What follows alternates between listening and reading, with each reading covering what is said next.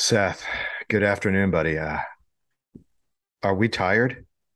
It seems like we both this recording both caught us on a day where our day jobs have whipped us a little bit, but we're doing it for the people. Mm. We're gonna zone in and we're gonna knock this out. So how about you? Clearly you're a little beat like I am. Yeah, I didn't sleep at all last night. My lovely neighbor upstairs decided to have a party starting at 1 a.m. and went till 6 a.m.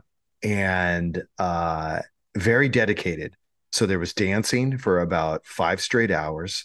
And the only thing I can say is that she's got really good taste in music. Part of me wanted to complain, but it was like a lot of the songs I like. So I would get waking up and I'm like, holy shit, that's Steely Dan. And I'm like, I should be pissed. I'm like, actually, no, like I kind of want to hear the song, even at 2 a.m. Well, I do have a confession to make. I may or may not have been hired to DJ the party, so I'm at least partly responsible. I apologize. Oh man. So everyone, no, doing well. As Seth mentioned, we are dedicated to broadcasting the best journalism in music. And today's episode is actually almost like a part two. If you remember, a couple of weeks ago, we did musicians who turned to actors, and now we're doing what I think is even more fun: actors becoming musicians. And Seth, the list is long and distinguished here. But what do you think are the similarities between the musician turned actor and the actor turned musician? Because they're same, but they're different. Yeah. So I was putting some thought into this, and I don't want to tread too much repeated ground here, but I do think there's a distinct difference, and I think it's all about kind of your existing perception of the person. So I think musicians inherently have um this coolness to them, this sort of arm's length distance, this rock star vibe, right? So if they're moving into acting, either they're doing that or they're doing something inherently uncool acting, but it's acting, so it doesn't count. They're out of their comfort zone. Weirdly, actors, I think we associate them so much with their most famous roles that sort of becomes tied up in their personality. Like whoever they were in the movie that you think of them is the person they are, even if they're really not. So it's very hard to go from playing someone who's goofy or who's excitable or whatever the role is to someone who kind of exudes that rock star cool. So it's almost like the authenticity and convincing your brain that this person is credible on stage is a much more difficult line to cross than, say, a person you already thought was cool because of their music just kind of crossing over into a movie role. It's a different dynamic, and in my mind, much tougher to pull off. I agree with you. I think, especially like certain genres like comedy, as opposed to drama, some of them are just more difficult than others. You're a little more open to criticism and whatnot. And there's something with music, especially if you're kind of going in traditional like rock band as opposed to being a piano player or jazz, uh, that it's just you open yourself to really a lot of criticism. I would be actually kind of nervous to make that transition. Yeah. And I almost wonder if, in addition to what I said, where you've already got a preconceived notion, it's like Yeah. you see someone on stage and you're like, is this just them acting again? Because again, as Yeah. we've joked about, I think in the podcast, like a lot of actors and actresses tend to bring a sort of like theater kid energy to everything that they do, kind of a very, performative, over the top, emotive way of being. And so you're like, are they just playing a rock star, or are they legitimate and for real, and should I give them credibility? And that's sometimes a tough thing to get your brain to cross, that I don't think is, like I said, goes the other way. So very much agree with that.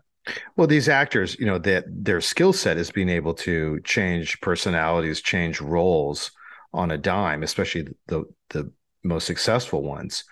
And so I totally agree. I think that it's just tough. When I see, let's just go into some examples. When you see Johnny Depp, I see Johnny Depp on stage as a musician. It's Johnny Yes. Depp. No matter how many scarves he wears, he's still under there. And no matter the name of the band or whatever, I'm just thinking, or Keanu Reeves, I'm thinking, that's Bill. No, that's sorry, that's Ted, a Bill and Ted's, right? And even in movies, like once they start on a certain role, and you're like, gosh, it's Bill and Ted now playing the Matrix and whatnot. So this typecast translates to the stage, actually, the musician stage. Yeah, So agreed. as we get into, like we did with our previous episode, the good, the bad, the ugly, we've Seth and I have made an attempt, we think a very valiant attempt, to kind of bucket what we think are some that really nailed it. And there's actually, in my opinion, quite a lot that are actually very, very talented, and those that are not so good, and ones that just should be banned from any type of recording studio or even near a recorded studio. But Agreed. let's start off with the good. Seth, what are some Well, that you think are great examples? before we even dive into that, Scott, let's talk a bit about the why. Let's like I think before Yeah, we have examples, I think we shared our opinion and our first reactions to what does it mean for an actor to move into music.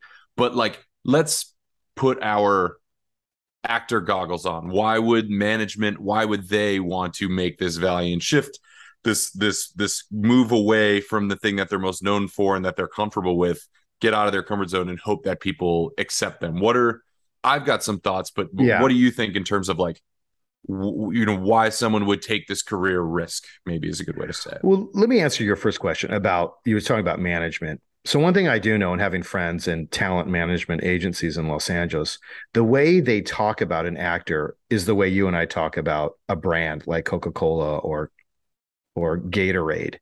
Literally a brand that you have to manage and grow. So I think from the management point of view, it's a brand extension. So, for Mm-hmm. example, like Nike is now doing shirts where they were only doing shoes. Here, they love Johnny Depp. So let's take those equities and let's move them onto the stage. Now, I think, again, it's had mixed results, which we'll get into, but that's to me the why. I think from the actual actor, I think it's a field that is naturally expressive and creative. So it's another outlet. So to me, it makes total sense. And I think if someone who's like an accountant, that's like, on the weekends, I'm a total drag queen and I play in a band full of small people. That's like more of a stretch, but you're in a creative field. So I think it's not very, it's not strange to see an artist, whether you're an actor or a painter or a musician, to kind of revolve around those different circles. Got it. Well, I want to mention really quickly. I feel like accountants catch a lot of ricochet shots on this show. I feel like once a month we use accountant as the example of like a nerdy thing. So apologies to all the accountants out there. We love you. We miss you. We need you.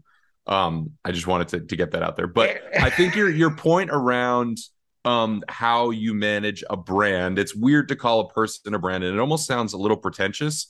But realistically, that is what it takes to grow someone's career. And the more I was very dismissive of that attitude and kind of, okay, this is very self-important to talk about yourself as a brand. But I think in reality, it's sort of, it does go through that same, like, where, what are these, you said it, like, what are these adjacent spaces? Where do we fit in? Where are we well positioned to win? And where are we not? And let's make decisions based upon that. And I think everybody would like to think they could be successful everywhere. But I think management of that person, of that brand, and being thoughtful about what the logical shift is very important in keeping artists relevant in whatever field that artist is in. So um, easy to goof on, but when you get into the business of things, actually, I think that's a really articulate way that you put it. An important thing to flag as to why these types of decisions are made for actors moving into a different space. So yeah, no, I think that's a good point, and I think to be so you put it here on the list, to be successful doing these things, there's generally financial resources that need to be put behind them, whether it's, bringing in, getting a studio, bringing in other musicians, promoting, running a tour. You don't want to put your money behind something you think is going to fail. So I think that at the core of the question we have here is like, why did the person think they could do it? And why did the people with the pocketbook agree with them that this is a reasonable thing to fund to sort of make your money back? So when you think about it as a business endeavor and not as like a self-indulgent move, I think you maybe take a different lens to it a little bit, and you can justify it and say like, maybe this will work, maybe it won't, but no harm, no foul, rather than like, wow, this person's making a fool out of themselves because they just think they can do everything. So I'm of two minds on this. But yeah, that Let, was kind of my let me thought ask there. you a question, Seth. Let's say you're in head of this talent agency. Would you, for actors, right? An agent, would you recommend your best clients to do music? And let's just say they had some talent, but Yeah. enough, but they're so famous. Again, it gets kind of blurred between like I love him, so I don't care what he plays.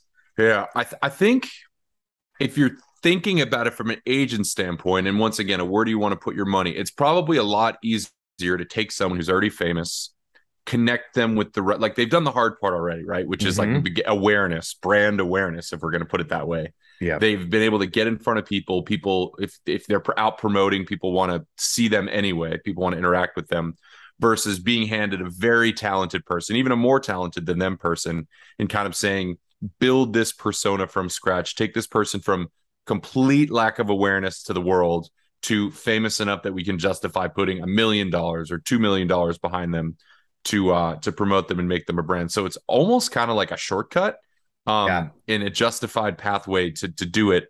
It's just, can they do it credibly? And that's, I think, yeah, the core question of the good, the bad, the ugly that we're going to discuss yeah. today for Well, sure. I think I totally, how do I say this? I think if I could make a proclamation, Nostradamus, whatever that dude said, I think you're going to see much more of this with not only actors going into music, but actors then going into businesses like Kylie Jenner, all the like basically, if you have a stage, a platform, as they call it, you have all the power. And so it's so much easier just to go, okay, throw a guitar in you now. We're going to give you lessons. We're going to give you the best coaches because we know this the platform is already set. And let's put a brand, let's get an alcohol brand, as you and I know, that's so common now. So I almost see it as like a business. It's just the way you do business now.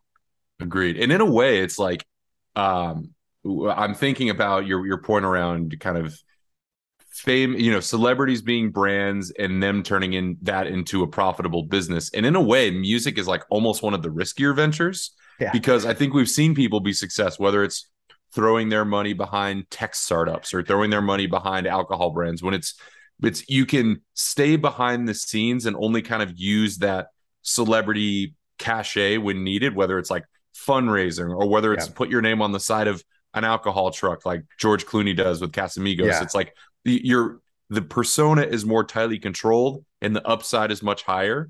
So in a way, it's kind of courageous to get on stage and put yourself out there when the return on investment, not to keep using business terms, is probably much lower than just saying like, hey, Ashton Kutcher, invest in Uber and then go talk about the brand because people are listening to you and Yeah. inherently has credibility. So um yeah, I think a really interesting conversation and way to think about it. But we're gonna all that said, for the people who did try and put themselves out there, we're about to kind of put them on blast a little bit. So All right. Well, hope that's okay. we'll get into it right now. So let's start off with the positive, the good.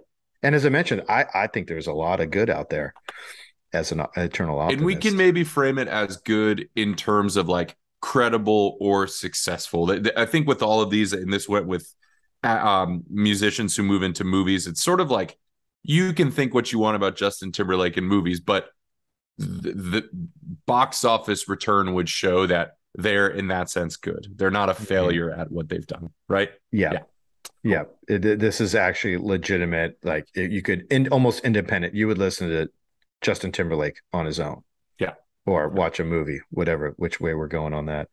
Um, First one on the list, we got Johnny Depp Yes. I think he's the one who with the scarves.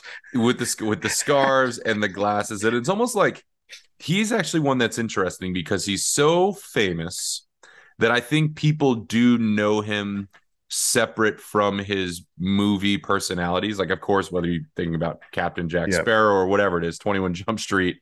But I think again, he's so famous that he's like a person apart from his characters.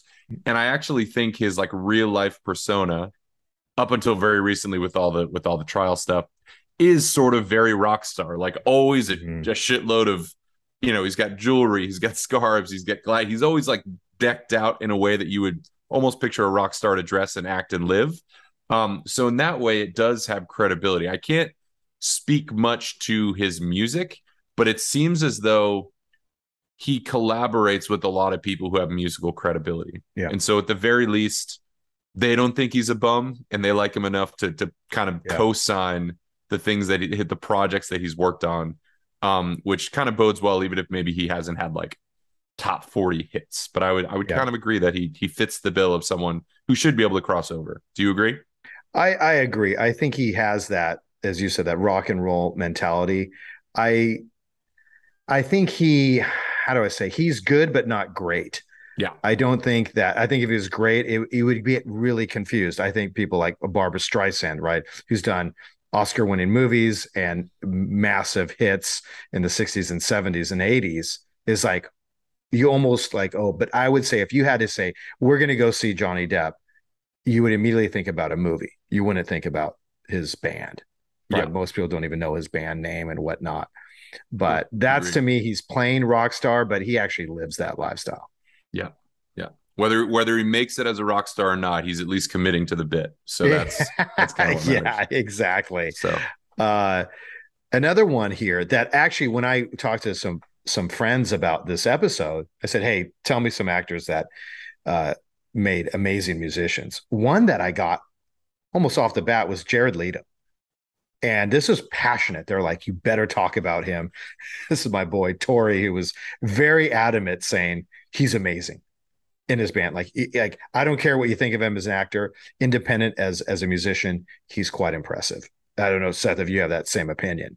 You're very yeah, excited. I have some thoughts about Jared Leto in general. I think I mean, so let's kind of split him apart a little bit. Let's go into this. Yeah. Yeah, yeah. So as an actor, I mean, the dude is like insanely method. Like he's Yeah. committed, Yeah. he likes doing weird accents, he likes getting fat, he likes like really immersing himself in the role, which is the kind of thing you can do when you're extremely handsome. I think you're like, I want to ugly myself Ooh. up for this role. So, well, right. I mean, that's kind of what he's built his career I on. But I mean, he's been got the same problem, famous. Seth. I got the same problem. I know what you're saying. It's not easy for you guys. That's why you got in the podcasting game because of your looks, right? I'm trying to So mask it. Yeah. I know we went to videocast. The game has changed, my friend. So, but I just point being is I think he's someone who's been very famous for a long time as an actor. I mean, he was on My So-Called Life when he was like 20 or something. Mm-hmm. But in terms of like having parallel path careers and doing both at kind of a pretty high level, he's about as at the top of the mountain as you can get, I think. I mean, 30 Seconds to Mars in particular, which is his band, in particular, like they're outside of America, especially, they're like insanely famous. Like if they play in Brazil, they're playing to 100,000 people. So he has found that balance where it seems like when he's doing a movie, he can turn into a total weirdo. He can go into character, and then once he's out of that cycle and he goes back into rock star mode, that is like his most recurring character that he can fall into. Um, he's kind of gotten infamous as of late of like the whole like kind of has the long hair beard thing going, a little Jesus-y, and he's really leaned into like this cult thing where he's got like an island and people who fall. It's very weird. I don't totally even Yeah. understand it. But I guess when you've conquered two genres, and again, a lot of gold and platinum albums and box office would say he kind of has, whatever you think about him. But he's leaning into that I am a cult guy a little too much, and I can't quite tell if it's a bit or not. What are your thoughts on Jared Leto? I mean, obviously the guy is insanely talented at creative expression. And again, there's a list on this good category here, but he's at the top. I'd almost call him great. Very rare, an outlier, because his band, and I've listened to the songs, it's incredibly impressive. Um, I think this is one that I think he could have chose. Someone like baseball players. I could have been a football player. Mm. And they have to make a choice. But they're so good. It's very rare. I think there's only been a couple that have, like Bo Jackson but like for example, Michael Jordan wasn't able to do it. Um, I think he's just exceptional. I think that's how I put it. Like it's more the rarity than anything. Let's Um, call Jared Leto the Deion Sanders of entertainment. he Is is that a the fair deal. comparison? Maybe Cocaine Mike. Yeah. of Dallas. There you go. There you go. Yeah. So, but there are many others, as you said, with mixed results because it is rare. And we talked about this for musicians going into actors. It's not easy to excel, right? So this next category down, let's call it the bad. This is fun. David Hasselhoff. Okay. Knight Rider, the lead lifeguard on Baywatch. Dude's huge in Germany for his hits. Huge. Is it? And actually, I have a question for you because this is a little before my era. Is he famous in Germany, like just because his last name is Hasselhoff and he's sort of like of German? Like, what is the Oh origin yeah. of that? So He doesn't sing in German. I don't understand no, where he's that comes got from. some hits in German, dude. He Okay. is Okay. he is a legit. Now, listen, Germany is it goes like Japan. There's definitely a weird factor. Okay, they go to the extremes. If you just go to Pornhub, no, just kidding. So we You we might need to go to even a more aggressive site than that to find what you're talking about. That might oh never be man, out there in the mainstream. the Germans again, extremes, right? Extremely orderly, extremely disorderly. Yeah. They love them. Now, again, that's data and numbers, but as a mass pop star, he's big. Now, in terms of the cool clicks, I can't vouch for that.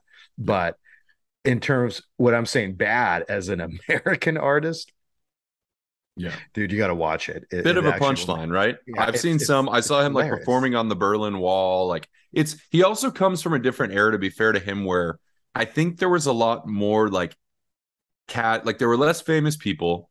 So there was a lot more casual crossover. Like it just seemed like if you were famous enough as a man or woman, like we'll get into some others on here, but there's a bunch of different artists, for lack of a better way to say it, that kind of all happened within like from like Yeah, 1978 to 1985. Like that just seemed like a time when crossover was a very common, normal thing. And he found his niche and he's ridden it. I also think he's a pretty self-aware guy at this point where he knows that he's a little bit absurd and he doesn't take himself too seriously. So I can yeah. appreciate that. Yeah. Hey, I give him all the credit. He's really milked his German heritage, which is totally legit, Yes. as well his acting. I mean, his acting wasn't at the level of maybe Johnny Depp or Jared Leto, but Knight Rider was pretty cool, man. I gotta give him props for that. There are some others here that I thought straddled between ugly and bad. Eddie Murphy, 80s, Yes. you were Yeah. party all the time. This was, I thought it was a parody when I first heard it because he is a comedian, right? And that was his first kind of breakthrough on from Saturday Night Live and then into movies. And all of a sudden he's doing a song that he kind of looked like he was serious. Yes. It's a guy who'd never been serious before, right? Whose whole thing was busting chops about everything all the time. And then he's in a video with a very ridiculous looking blonde haired Rick James in like 1985. But yet it's like it's actually the silliest thing he's ever done, but this is the one that's supposed to be serious. So, and I gotta say, if I had blinders on and I just heard the song, maybe it's through a little bit of an ironic lens now, but kind of a banger. I know his career overall, but party all the time. I don't hate it. And I bet if you played it in a club now, if you played it in a club of people who didn't know it, they would like it. That's my bold statement of the day. I want to take a pause there and just remind everyone Seth said he thought this was a banger for all my friends in their I 40s. I Like, but stand by it. I'll tell you this. I'm just trying to imagine you listen to this in your place, going, "Yeah, man, keep it on, turn it up, Scott." Like this is Eddie Murphy. I will say though, if you took away all stripped him, if you didn't know who it was and you played it maybe with a remix, yeah, it's got Yeah, some. see, and maybe it's, and I wouldn't say this. I'll also say this. I don't think it's Eddie Murphy's singing performance that makes the song. Yeah, It kind yeah. of works in spite of that. It's not horrible, but like the production on it is we make a lot of cocaine jokes on the show, but that's like a super cocaine song. This is But this, but it's fun. Anyway, I that stand by my statement. that is when in the early days of Coke, when just like your average bank teller was on it. Yes. Um, we're talking to Kim Kardashian, right? As a brand, her family, the Kardashians, are I mean, now they're starting venture capital firms. They're going into high finance. Yet Kim was a complete failure on the dance scene and music scene. Yeah. I watched her video, and it's like you have all the resources to be good, but you're just not good. Like you couldn't pull it off with everything. This feels like one of the most egregious to me, where it's just like there's so many lanes in entertainment and fashion and all these adjacencies that like make sense for her. And I think at this point, like you said, she sort of tapped all of them at this point and made an Mm-hmm. insane amount of money and is one of the most famous people on the planet. But why it ever was a good idea for her to go into music is completely beyond me. This fits squarely in the ugly bucket. Um, I don't have much to say about it beyond Well, just like it makes with a person who's able to monetize everything else to suck so badly at this one thing, and to even attempt it is crazy to me because otherwise she's got pretty good judgment. yeah, I look at this, for example, she's not an actress, right? Reality uh, TV requires a much different skill set. Uh, it is truly a brand, and this brand has been put on so many things that it's worked, but here it went too far, and it was a clear fail. And it's really strange, right? Think about all the money, all the advisors, all the producers, all the PR. You have everything at your fingertips, yet you can't do it. They're Yeah, just you couldn't make it good enough. Same with Paris Hilton, always her yeah, best friend. Same thing. You have all the resources. You can get an acting coach, you can get a music, singing coach, all that stuff, and couldn't pull it off. It was just plain bad. And that to me shows a little bit of the cracks within this. I'm famous. What are you famous for? Like it shows Johnny Depp or Barbara Streisand or some of these others have true talent. yeah. It's Um, actually kind of surprising. Just looking at this list overall, we a lot of the people on the actors into music list, we kind of said, well, it's not a huge surprise they were successful because they're sort of this, we joke about once again, like this theater yeah. kids, like they kind of did singing, dancing, whatever. Mm-hmm. But the people on our list here are kind of not that. Like they're Yeah. weirdly they're performers, actors, whatever you want to call them. And also I'm just thinking back, Kim Kardashian, it's bold of us to even call her an actress, but we did for this list. um but you know what I mean, like it's surprising that these are more like single lane type people where it's not like, oh yeah, I could always do this, I just have chosen this time to showcase it to the world. Mm. There's far fewer of those triple threat type people on this list. It's much more like, I'm going to try something new and see if it works. So Yeah. just something I'm thinking as I'm looking at some of these names, many of which we haven't hit yet, but we can do a speed round. Okay. Corey Feldman, Yeah. uh, Sylvester Stallone. Ugh. Hey, Frank Stallone sings on the Rocky soundtrack, a couple of them. He almost kind of was famous for singing a little bit. So it runs in the family, but Sylvester did not get the job done, I would say. Poor Sly. And I would say in this ugly bucket, there is something very gratifying when I went through it to go in there and just be like, yeah, that did suck. Yeah, It's kind of fun to see. Like when I saw the Kim Kardashian, it's almost laughable because in a way, you feel like their success isn't, it's based more on money begets more money.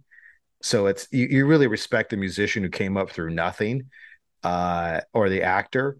And so I think there's a little bit of not karma, but this like truth, the truth will be told.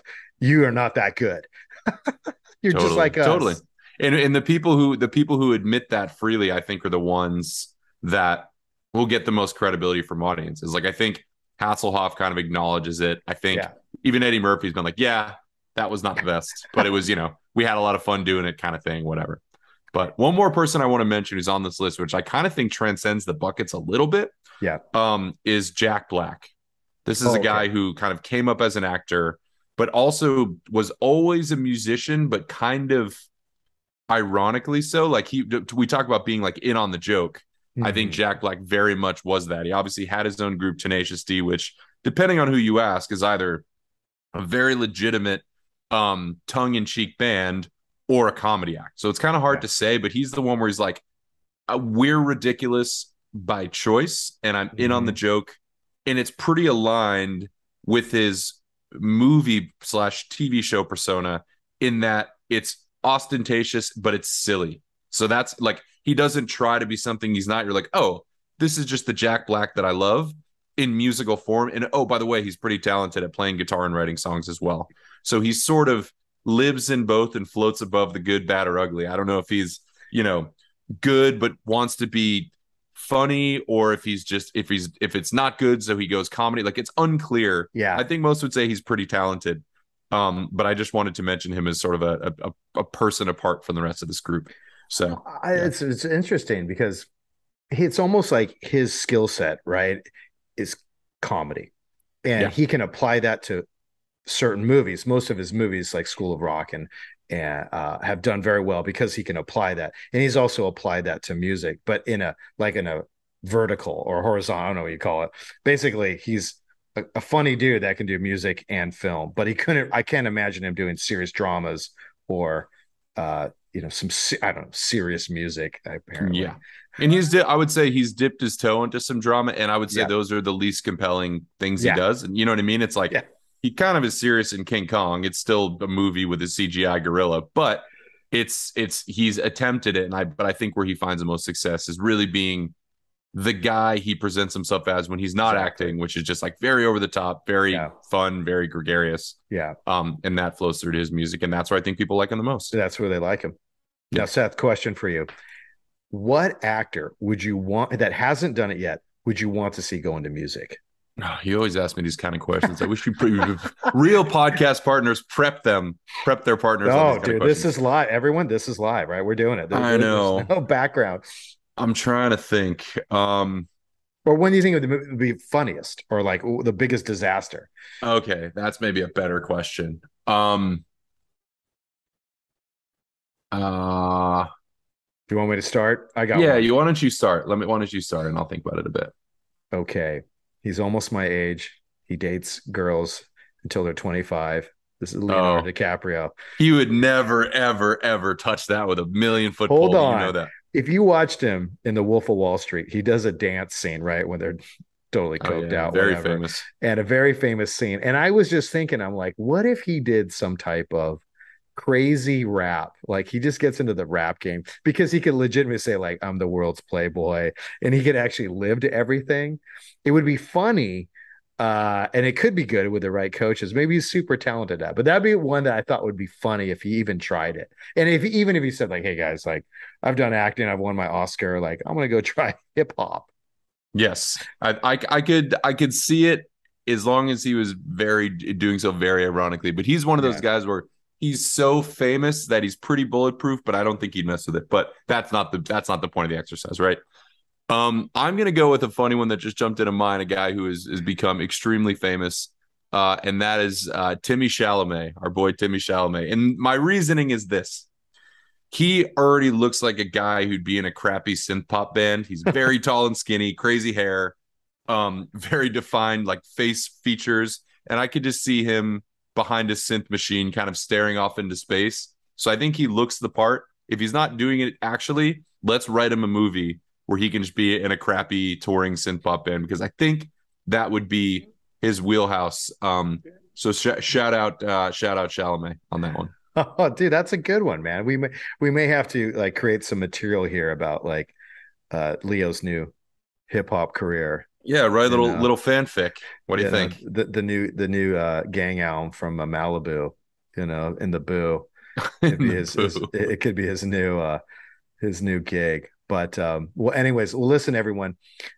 Seth and I had a fantastic time going through this list. We've got a lot of passionate responses from people. And I just want to say thanks to all of our listeners out there that are writing or calling in and having like literally hour-long discussions with us. Like, here's why Jared Leto should be at the top of your list. Or here's why Johnny Depp is just a complete disaster with scarves, as you alluded to.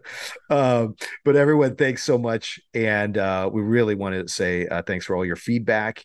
And we'll see you next week. So, Seth, are you going to go music or acting? Well, what's your? I think I'm 0 for 2. I don't think I've got a shot in either. So I'll stick with podcasting, I think. Me too. All right, everyone. Hey, have a good weekend. See you guys. See you.